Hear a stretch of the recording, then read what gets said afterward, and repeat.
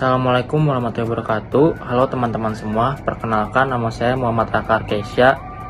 Saya merupakan mahasiswa hukum Universitas Tarumanegara dengan NIM 205230258. Nah, di sini saya akan membahas topik yang cukup berat sekaligus menarik yang untuk kita bahas, yaitu tentang pidana mati di Indonesia. Kenapa saya bilang berat? Karena pidana mati itu selalu jadi perdebatan panjang, ada yang setuju, ada yang tidak setuju. Dengan alasan dibalik itu, dua pandangan ini sama-sama kuat.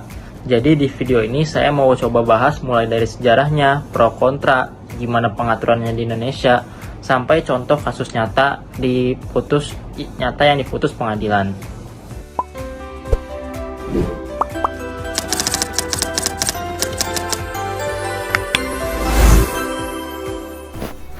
Nah, kalau kita mundur ke belakang, pidana mati itu sudah ada sejak manusia ada di muka bumi.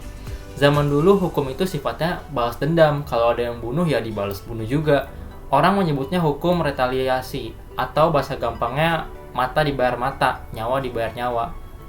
Ada istilah Latin juga, yaitu homo homini lupus, artinya manusia itu serigala bagi manusia lain. Jadi, dari dulu emang pidana mati itu udah dianggap normal. Di Indonesia sendiri, pidana mati diatur dalam KUHP dalam pasal 10 KUHP. Jenis pidana itu dibagi dua, ada pidana pokok dan pidana tambahan. Nah, pidana ini tuh termasuk pidana pokok, artinya memang dari awal udah dianggap hukuman paling berat. Selain pidana mati, ada juga pidana penjara, pidana kurungan, denda, dan sebagainya. Salah satu ahli hukum Indonesia, Roslan Saleh, pernah bilang bahwa pidana mati adalah jenis pidana terberat menurut hukum positif kita. Tapi beliau juga bilang banyak negara sekarang melihat pidana mati itu lebih sebagai sejarah atau kultur historis aja, karena sebagian besar negara udah nggak pakai lagi.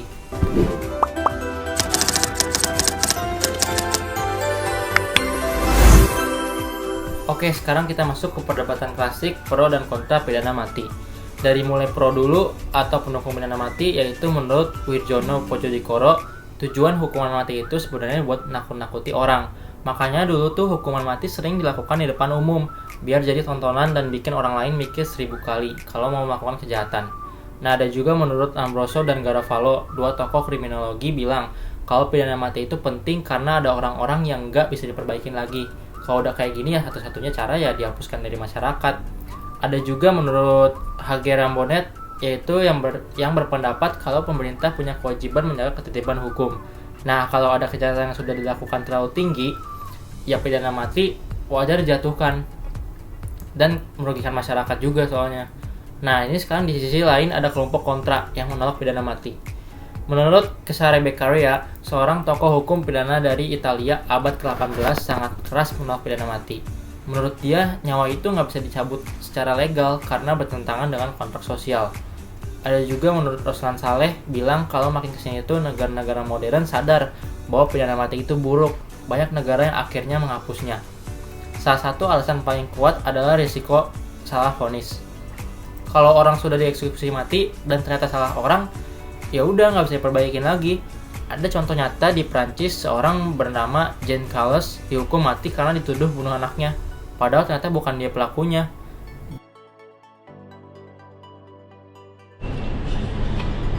Halo Mas, saya dengan Raka, mahasiswa hukum Universitas Tarumanegara. Izin wawancara bentar ya, sebelumnya dengan Mas siapa namanya? Saya David Alfian. Oh, Mas David. Iya. Oke Mas David, sebelumnya mohon maaf nih, saya mau bertanya tentang hukuman mati di Indonesia. Sebenarnya Mas David setuju apa enggak sih adanya hukuman mati di Indonesia?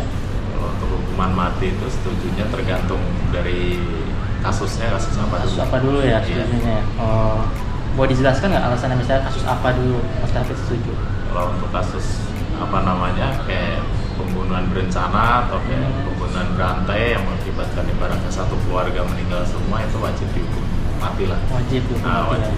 Cuma kalau untuk kayak hukum pidana yang nggak disengaja atau kasus menghilangkan nyawa orang tapi dengan tidak disengaja, kan melawan ibaratnya jambret di jalan, sehingga kita ambil keputusan buat pakai alat senjata tajam, jadinya buat lumpuhin dia, itu kurang gitu ya.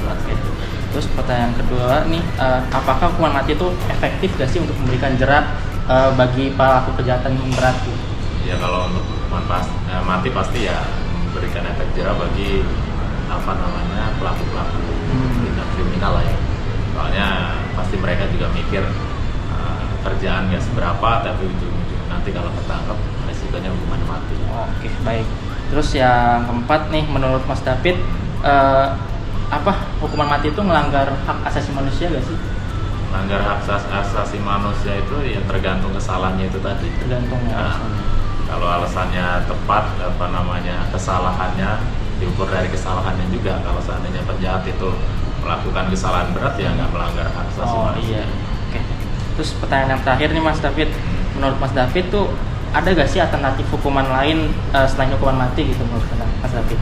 Mungkin ya kalau selain itu, kalau untuk kayak kasus-kasus kayak pencurian atau ibaratnya perampokan, mungkin ya kalau kayak perampokan kelas berat itu mungkin ya dihilangkan organ tubuh atau kayak dipotong tangannya, kakinya buat memberikan efek jera pada mereka yang melakukan kejahatan ibaratnya yang sampai ngancam-ngancam orang pakai senjata tajam maupun alat-alat senjata lain. Oke, baik itu aja sih Mas David. Mas David, makasih waktunya ya. Ya, sama-sama. Halo Mas, saya dengan Raka, mahasiswa Untar jurusan hukum. Saya izin wawancara sebentar ya Mas, saya ada tugas hukum pidana nih. Sebelumnya dengan Mas siapa? Mas Aji. Mas Aji. Ya. Mas Aji, saya mau nanya, menurut Mas Aji setuju gak sih adanya hukuman mati di Indonesia gitu? Kurang setuju sih kalau menurut saya. Kurang setuju ya Mas Aji. Kenapa tuh alasannya kalau boleh tahu? Alasannya karena ya ada hak asasi manusia juga sih di situ. Oh, ada hak asasi manusia ya. Terus yang ketiga, saya mau nanya nih Mas Aji. Menurut Mas Aji, efektif gak sih sebenarnya hukuman mati itu buat efek jera bagi pelaku kejahatan berat gitu? Efektif putus lagi. Efektif aja sih ya. Oh, efektif aja ya. Efektif aja. Terus yang keempat tadi menurut Mas Aji kan melanggar hak asasi manusia ya. Alasannya tuh kenapa tuh melanggar hak asasi manusia? Karena kan hukum itu ya seenggaknya ya dipidana saja lah. Pidana saja ya. Ya. Contohnya kayak gimana tuh misalnya dihukumnya? Paling seumur hidup lah. Seumur hidup penjaranya. Yang terakhir menurut Mas Aji nih, ada gak sih alternatif hukuman lain selain pidana mati gitu? Misalnya apa gitu? Ya paling hukuman seumur hidup. Hukuman seumur hidup ya? Seumur hidup. Oke deh, ya udah Mas Aji, terima kasih ya Mas Aji. Ya, sama. Nah itu tadi hasil saya wawancara dengan pihak luar. Tapi kalau menurut saya pribadi sendiri sih, saya setuju adanya hukuman mati karena orang yang telah mencederai rasa kemanusiaan itu pantas untuk mendapatkan hukuman mati. Dan agar menjadi efek jera agar kejadian ini tuh tidak terjadi berulang-ulang terus. Nah, jadi dari dua sisi ini tuh kita bisa lihat baik pro maupun kontra punya dasar masing-masing. Pendukung bilang pidana mati bisa jaga ketertiban, sedangkan yang menolak lebih menekankan pada nilai kemanusiaan dan risiko kesalahan.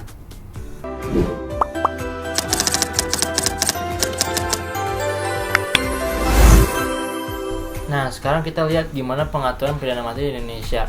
Dalam KUHP, pidana mati ada di pasal 10 sebagai pidana pokok. Pasal 11 KUHP bilang, pelaksananya dilakukan dengan ditembak sampai mati.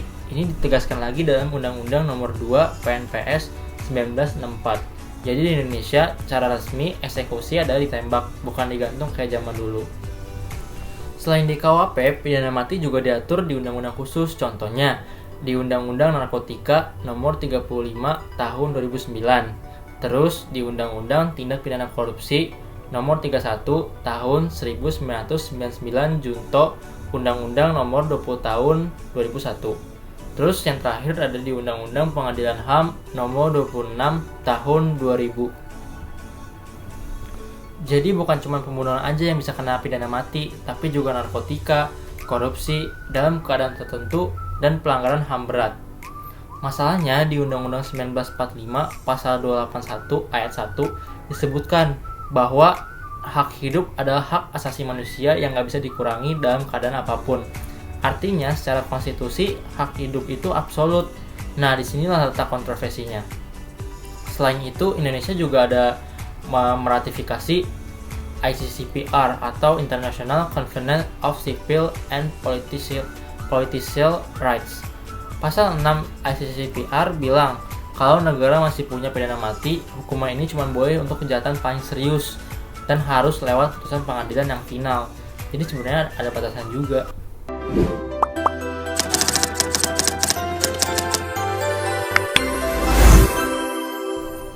Nah, studi kasus putusan pengadilan.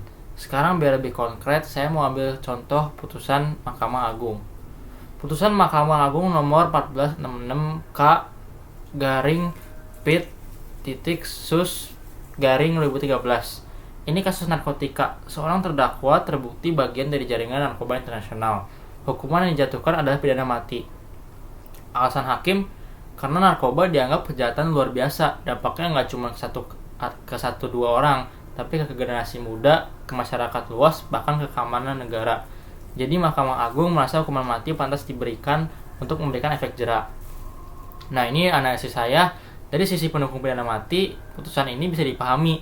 Narkoba memang jadi masalah serius di Indonesia. Jadi logis kalau hukuman paling berat diberikan. Ada juga, tapi dari sisi yang menolak, putusan ini juga bisa dikritik. Pertama, hak hidup dijamin Undang-Undang 1945. Kedua, menurut standar hukum internasional, most serious crimes biasanya hanya untuk kejahatan yang melibatkan pembunuhan atau hilangnya nyawa. Sementara kasus narkotika masih diperdebatkan apakah termasuk kategori itu atau tidak.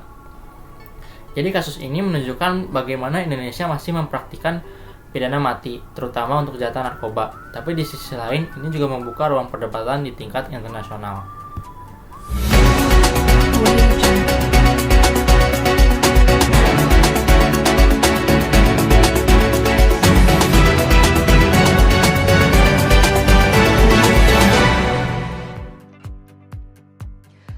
Hukuman mati Ferdy Sambo menjadi perhatian banyak publik hingga ke luar negeri. Sebelum Ferdy Sambo, hukuman mati juga pernah dijatuhkan hakim kepada sejumlah pesakitan.